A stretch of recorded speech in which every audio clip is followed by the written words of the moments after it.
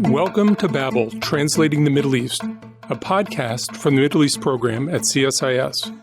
Here on Babel, we take you beyond the headlines to take a closer look at what's happening in the Middle East and why it matters.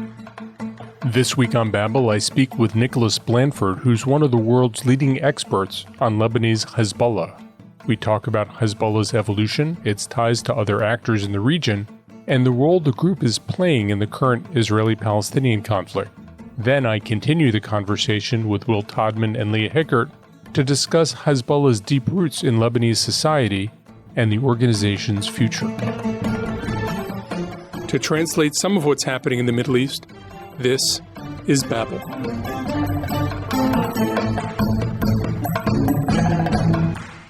Nicholas Blanford is a Beirut-based security consultant. He's also a non-resident senior fellow with the Atlantic Council. He's the author of Killing Mr. Lebanon, the Assassination of Rafik Hariri and Its Impact on the Middle East, and Warriors of God Inside Hezbollah's 30-Year Struggle Against Israel.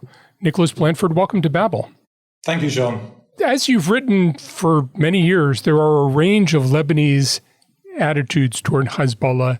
In general, in Lebanon, have the last 6 months been good for Hezbollah or bad for Hezbollah?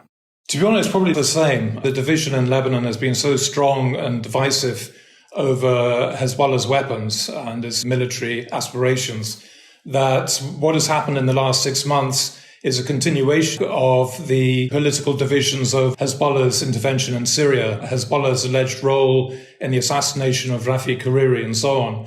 What has been going on for the last 6 months is kind of an extension of the tensions and schisms between Hezbollah and its supporters and other components in Lebanon that we've been seeing since at least 2005. Lebanese have complicated and often hostile attitudes toward Palestinians in Lebanon. What is Hezbollah's attitude toward Palestinians in general and toward Hamas in particular? Well, of course, the Palestinian cause has been right at the forefront of Hezbollah's ideology right from the very beginning. In their open letter manifesto in 1985, they called for the obliteration of Israel and the liberation of Holy Jerusalem as one of their central ideological pillars. And during the Al-Aqsa Intifada, if you recall, over 20 years ago now, they were very supportive of the various Palestinian factions, providing training, financing to an extent, weapons manufacturing skills, and so on and so forth, to help various Palestinian groups in the West Bank and Gaza. So obviously that's playing out now with what Hezbollah calls its support front along the blue line, along the Lebanon-Israel border, to try and divert Israeli war efforts somewhat from Gaza towards Israel's northern border. The relationship with Hamas is a bit more complicated. The relationship began in the early 1990s after the Israelis expelled around 400 Hamas militants into Lebanon. This is where Hezbollah reached out to Hamas and the relationship developed from there. Ideologically, they're fairly different. Obviously, Hamas is part of the Muslim Brotherhood, a Sunni organization, and Hezbollah is a Shia organization that looks to Iran for its doctrinal ideological goals. But nonetheless, they have this relationship. It went under some strains back in 2012, 2013, as you recall, at the beginning of the conflict in Syria, and Hamas was headquartered in Damascus at the time. And Hamas essentially switched sides. They went with the mainly Sunni opposition against the rule of President Assad and broke away from the so-called axis of resistance, which groups, of course, Iran and Syria, Hezbollah, and so on. But Hamas eventually came cap in hand back to the Iranians, back to Hezbollah, when it became clear around 2018 that President Assad was not going anywhere. So it's a more complicated relationship between Hezbollah and Hamas. On a grassroots level, there's not much love for Hamas amongst Hezbollah fighters. They quietly call Hamas the backstabbers for switching sides in Syria. So it's fairly ironic that what is happening in South Lebanon over the last 6 months, with more than 300 people dead and a lot of destruction and damage to Lebanese border villages, is essentially for the sake of coming to the support of Hamas in Gaza. Are you surprised there's not more of an effort to assist Hamas, or do you think there is more effort than you would have expected to assist Hamas as this battle rages in Gaza? Well, I think it was clear that Hezbollah was going to do something. So they did on the October the 8th And they did a very pro forma shelling of Israeli positions in the Sheba farms. And this was standard, it was understood, but of course the fighting continued. Initially, in fact, on October the 9th, the fighting began with Palestinian Islamic Jihad staging an incursion across the border into Israel from South Lebanon. There was a heavy clash, an Israeli colonel was killed. The Israeli retaliatory shelling was heavier than one would expect. It killed a bunch of Hezbollah guys. And then we had the tit for tat. It really got underway from that point on. The bottom line here is that the Iranians do not want Hezbollah to get involved in a full-scale war with Israel for the sake of Hamas. Hezbollah is far too important for Iran. It's a key component of Iran's deterrence architecture. So while the fighting along the Lebanon-Israel border has gone on for much, much longer than Hezbollah was expecting, it has more or less stayed at a fairly persistent level. It's well below the threshold that would see both Hezbollah and Israel escalate into a larger conflict, either a limited one confined to South Lebanon or a full-scale conflict, which would probably go regional. You understand more about Hezbollah's decision-making process than anybody I know. How would you describe it as it relates to regional conflict, as it relates to Iran? Ambassador Jeff Feltman, the former U.S. ambassador to Lebanon, said Hezbollah's Lebanese role is secondary to its ties with Iran. If Hezbollah ever has to choose between Iran and Lebanon, Lebanon becomes roadkill. Does he have it right? I think he's correct, yes, because the ideological links between the leadership of Iran and Hezbollah. And at the end of the day, Hezbollah plays a key role as a deterrence asset for the Iranians. If one day the Americans, the Israelis, combination of the two and more perhaps, decide it's time to go after Iran's nuclear facilities or even to try to decapitate the regime, then this is when Hezbollah could get that phone call from Iran and says, right, it's payback time. We need you to go into action. Now, that would probably necessitate a full-scale war with Israel, a war that definitely the Lebanese don't want. But this is the discipline. This is the link between Hezbollah and Iran. Hezbollah would have no choice but to push ahead with it. And Nasrallah, the leader of Hezbollah, of course, would have to try to justify this to an angry and skeptical domestic audience in Lebanon. You've lived in Lebanon for decades. You wrote this book about Hezbollah more than a decade ago. What do you think the major inflection points in Hezbollah's evolution have been? What are the things that shifted Hezbollah's direction? When you're analyzing Hezbollah's actions and the choices that it makes, for me, the key component of all this is that Hezbollah wants to maintain and sustain and nurture what it calls its resistance priority. The resistance priority is essentially its right to bear arms and to act independently, if necessary, of the Lebanese state.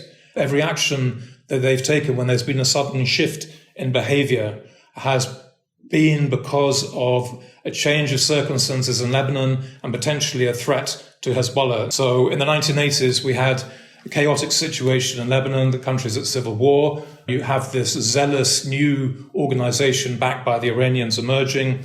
It was the era of suicide bombing against the American embassy, the US Marine barracks, kidnapping of Westerners. But in 1990, the civil war comes to an end, and there's suddenly a new reality. The Syrians are now calling the shots in Lebanon, and Hezbollah had to accept that if it wanted to continue pursuing its resistance priority, fighting the Israeli occupation of South Lebanon. They were beginning during the 1990s to win plaudits and praise and respect from Lebanese of all confessions for the prowess they were demonstrating in South Lebanon. And that, of course, culminated with the Israeli withdrawal in May 2000. So suddenly we have another inflection point. How do you continue to justify resistance when there's no occupation left to resist? There were gradually more calls in Lebanon saying, Hezbollah did a great job kicking the Israelis out of Lebanon, but really you should think about putting down your weapons, going into politics.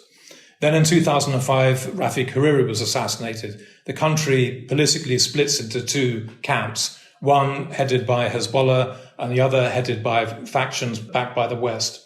And then you had, for the next decade, this massive polarizing effect in the country, augmented by the 2006 war, where Hezbollah, for the first time after the Hariri assassination, joined government. This was in July of 2005. The Syrians had gone after Hariri's assassination. So Hezbollah no longer had that kind of protective fig leaf. It had to take a step deeper into Lebanese politics to defend that resistance priority. And this has continued. The intervention in Syria, highly controversial at the time. They took about a year and a half to go from outright denial of any involvement in Syria to justification why they were in Syria. And this has continued to the extent now that we saw in the Thawra, the popular uprising in October of 2019, when Lebanon went into this massive economic collapse. And you have people of all different backgrounds and sects coming into the center of Beirut, protesting against the political elite. And it was actually Hezbollah's supporters that were coming up and defending the oligarchs, if you like. They've undergone these various inflection points. They've evolved in their discourse, in their behavior. But the bottom line is, it's all about protecting that resistance priority. Is this because Hassan Nasrallah is shrewd? Is it because he's agile? Is it because he's deeply strategic? To what extent does this reflect Nasrallah's vision, his skill, or is Nasrallah just a figurehead and other people or other groups are calling the shots? Well, Nasrallah has developed this aura over the 30 years that he's been Secretary General. And when his predecessor and his mentor, Abbas Mousavi, was killed in February 1992 in a helicopter attack on his motorcade, there was a kind of a collective shock within Hezbollah, because Mousavi was a revered figure. He was the head of the resistance in the 1980s, and people were wondering, how on earth are we going to be able to continue without him? Well, 2 days later, the Shura Council met and they elected Hassan Nasrallah as the new Secretary General. And people knew of him because he was the protege of Mousavi, but he was relatively young and relatively inexperienced. But he very much grew into the role. And back then, the Secretary General could serve 2 consecutive 3-year terms. But after his 2 terms were up, they recognized that this guy was the leader for good. So he is a smart guy. He's got a lot of very good advisors. This is definitely not a one-man show. Hezbollah is very much an institution. He's extremely good with the media. He's extremely good with messaging, with information operations, propaganda. Very, very effective. One day, I guess, we're going to have a situation where Nasrallah is no longer on the scenes, and one can imagine that there's going to be another collective kind of intake of breath amongst Hezbollah's cadres about who's going to take over and how effective is the new leader going to be, and we'll have to see on that. You wrote a couple of months ago now that Israelis and Hezbollah are probably ready to be led to an off-ramp that leads to a cessation of hostilities. You think they're still waiting at that off-ramp? Has anything changed, or are they just all waiting?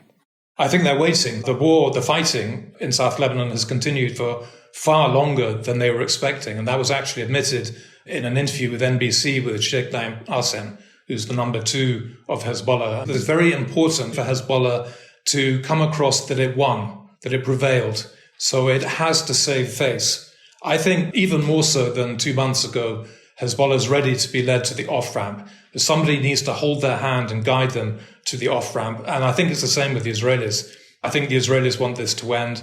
The Israelis have got, 80,000 people who've been evacuated from their homes in the north, and they need to get them back. Tactically, at the moment, I think the Israelis have the upper hand on the day-to-day fighting. So they're not really losing any soldiers. They're using their technology and air power, especially to locate and target senior Hezbollah field commanders, which is causing Hezbollah a certain amount of headache. So this could continue, although, of course, the Israeli government does have the pressure of the 80,000 folks that need to get back to their homes. And how many Lebanese have been pushed out of the south in the context of this conflict? In northern Israel, it was a kind of a mandatory evacuation. In Lebanon, it's more voluntary. The Lebanese and the border district have been doing this for decades. So when things get too difficult, they've got the bags packed by the front door and they're in the car and heading north. So the figures vary, but it's between 90 to 120,000 Lebanese are believed to have left. Does that create political pressure in Lebanon, or is Lebanon in such political straits right now that just gets absorbed into the noise?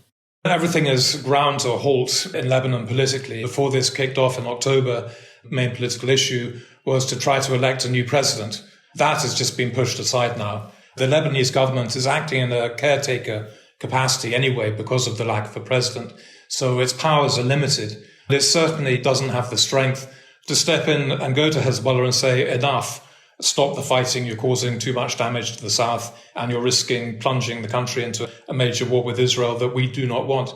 So people are basically wringing their hands in frustration if you're politically opposed to Hezbollah, and everyone else is just holding their breath and waiting to see what emerges from all this.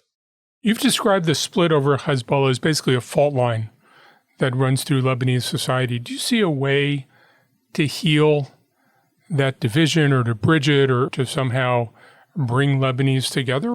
I think it's going to remain an open, festering wound for so long as there's the broader conflict between Hezbollah and Israel, unless there's some kind of rapprochement between the West and Iran, something that settles the region, calms everything down, a solution for the Palestinian cause.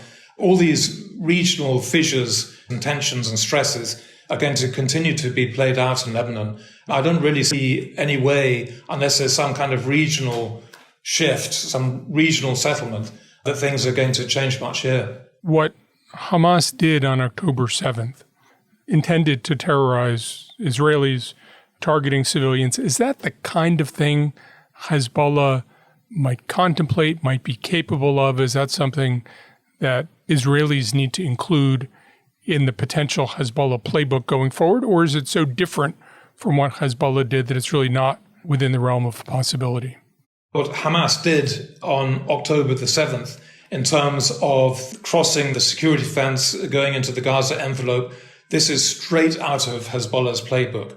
Hezbollah's been training to do exactly this since at least 2006. And Nasrallah mentioned in a speech in 2012 that the time may come when I'll ask the guys to go and liberate Galilee, in other words, cross the border and move into northern Israel. In terms of the atrocities that were committed on October the 7th, I don't see Hezbollah doing that at all. That is simply not Hezbollah's playbook. What I would see them doing is crossing the border, potentially seizing some of the border settlements. Some of them are quite exposed, with one or two roads connecting them to the rest of Israel. So Hezbollah could mount ambushes there to prevent Israeli troops coming up to try to rescue whoever's remaining in the settlement. But beyond that, I see them going in from the sea, using hand gliders, exactly as Hamas did, attacking military targets, infrastructure targets. So yes, this is definitely what Hezbollah's been training to do for maybe 2 decades. And if you had to guess, is that what the next Israeli war with Hezbollah would look like? It would be about crossing the border, or would it be Hezbollah unleashing the tremendous missile arsenal it has and getting into an air war with Israel? Obviously, you can have a combination of those, but do you think this would principally be one fought with soldiers or principally one fought with missiles? Both. But again, it does depend on the scope of the war. So at the moment, there's a lot of speculation that if the Israelis feel that they need to come into Lebanon, that they won't stage a full-scale invasion of Lebanon and won't necessarily go after Lebanese infrastructure to, as some Israeli politicians like to say, knock Lebanon back to the Stone Age. They could do a limited incursion. And the idea behind this would essentially be to come into South Lebanon, up as far north as Litani River, 25 plus kilometers north of the border, and essentially rubblize Shia villages in particular, where Hezbollah may be based, go after whatever military infrastructure they can find of Hezbollah's, kill as many Hezbollah people as possible, and then pull back to the blue line. Now, this is not a solution, of course. There's nothing to stop Hezbollah coming back into South Lebanon afterwards. It would be very bloody. And in some respects, once Israeli troops are on the ground in South Lebanon, the playing field begins to level a bit in Hezbollah's favor. Because Hezbollah's had more than 17 years to prepare the ground in South Lebanon for exactly this eventuality. So if you have a full-scale invasion, the Israelis would take a lot of casualties. It'd be very bloody, very destructive on the Lebanese side, of course, as well. But I think it would be limited. So you wouldn't have Hezbollah, for example, firing their ballistic missiles into Tel Aviv.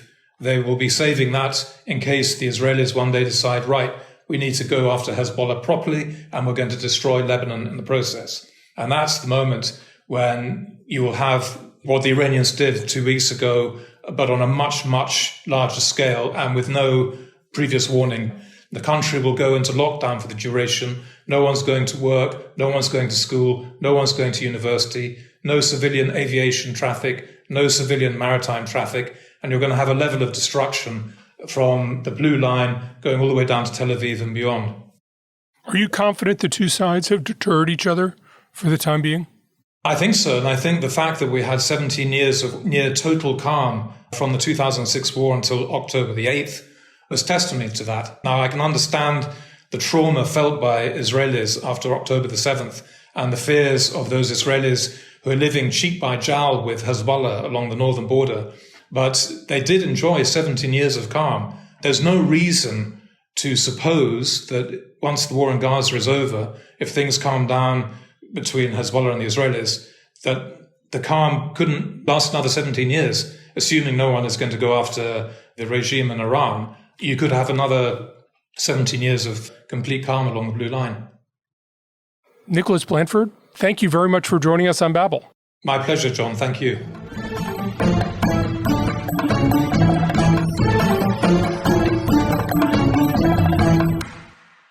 How is Iran's relationship with Hezbollah different than its relationship with other parts of the so-called axis of resistance?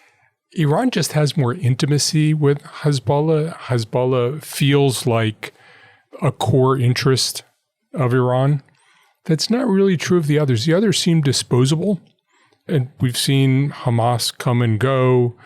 I think the Iranian-Houthi relationship is mostly because Iran sees advantage, and it's a sort of low-cost way to build up chits against the rest of the world. There is something deep and strategic about the way Iran thinks of Hezbollah and the way Hezbollah thinks of Iran. I think it's just qualitatively different from all the other groups that Iran deals with. It can afford to lose the others. I think from an Iranian perspective, it absolutely can't afford to lose Hezbollah. And the relationship is both longer and more stable than with other actors in the axis of resistance. This is a relationship that goes back to the 80s. But when you look at the groups in Iraq, Kataib, Hezbollah, Asa'ib, Ahl al-Haq, they mainly came about after 2003, after the ouster of Saddam Hussein, and then their engagement with Iran really increased later on. So I think this is a longer relationship. It's one that has been more ideologically aligned. There's also something to be said for the geographic links. Iranians can get to Lebanon across land through Iraq and then Syria. That's not true of the Houthis in Yemen. It's not true of Hamas in Gaza. And Hezbollah and Iranian forces have fought alongside each other in Syria. I think there's just a level of intimacy to this relationship that is deeper than with the others. And it's a multi-billion-dollar relationship over time. Why has it been so difficult to marginalize Hezbollah? So on one hand, Hezbollah has focused on maintaining its independence in Lebanon at all stages. And I think it has deeply embedded itself in the political system. It's now in parliament. It's been a member of government. And so it's difficult to marginalize a group that is so embedded in the formal political processes. And I should say as well, the split between the military wing and the political wing has been recognized by several international actors. For a long period, the military wing was designated as a terrorist organization, but the political wing wasn't by several European states. So I think Europeans thought they had to engage with Hezbollah on a political level. They also then are the state within the state that is ultimately very powerful. They are the most heavily armed non-state actor in the world. But it's not just about the military power that they have. They deliver social services. There are supermarkets now that are run by Hezbollah. People can have digital cards that allow them to access or to buy subsidized goods in these Sajed supermarkets in Lebanon. And so there is something they gain through these social services that is really a level of popularity and legitimacy. When we think about Lebanon, we don't often think about legitimate politicians, but to some Lebanese, at least, Hezbollah is a group that provides for them, that is relatively effective. And so I think that's why it's been really difficult to dislodge them. It feels like Lebanon is democratic enough to give Hezbollah a foothold and not so democratic as to rule out Hezbollah as an illegitimate actor. It has clients It has people who feel that Hezbollah protects their interests and advances their interests, and it's very, very important. But Hezbollah really is a state within a state. The state does not have a monopoly on legitimate use of power in the country because Hezbollah is using power within the country. But it feels to me that part of Hezbollah's secret has to do with the nature of Lebanon being quasi-democratic. Perhaps Hezbollah has crafted itself to capitalize on the rules that it conforms perfectly to embedding itself as an enduring factor in Lebanese politics and Lebanese daily life. So in a decade, do you expect that Hezbollah will play a larger or a smaller role in Lebanese politics? I think so much of that depends on what happens in the region. It depends partly on what happens with Iran. It depends on what happens to the Lebanese economy. It depends if there's a conflict between Israel and Lebanon. It partly depends on whether there's a larger peace process between Israel and Arab states. It feels to me that Hezbollah has done really well because it is well suited to the current circumstances in Lebanon. I could imagine those circumstances changing, including if Hassan Nasrallah ceases to lead Hezbollah, and he's been a very effective leader for many years. It's not just going to be what Hezbollah does. There are going to be other exogenous variables that shift. And if we have the same conditions or very similar conditions, it seems to me that Hezbollah can be well embedded. But I could imagine circumstances where either Hezbollah could take over the country or Hezbollah could be increasingly marginalized in the country. I question if Hezbollah would want to take over the country. Right now, I think it benefits quite a lot from the status quo. It has this relationship with the Lebanese state that has suddenly shifted, but ultimately it has a lot of autonomy to do what it wants. And it's also able to avoid some of the accountability that comes with officially running a country. Now, Lebanon's economic crisis is difficult to project forward, but I think it's clear it's not going to get a lot better anytime soon. And so looking a decade from now, I'm not sure that Hezbollah would want to really fully take the reins of this country and have to then deal with the aspirations of the Lebanese people, the grievances of the Lebanese people. I think Iran is such a critical actor, and depending on the direction the balance of power in the region goes, there could be a scenario in which Iran comes to some kind of established accommodation with Gulf Arab states where there's some kind of agreement about a balance of power in the region. And that could actually reduce the importance of an actor like Hezbollah to Iran. And so I'm going to put it out there. I actually think Hezbollah might play either the same or a lesser role in Lebanese politics going forward. But the attraction of actually controlling a state treasury, there's so much money involved. There's so much patronage.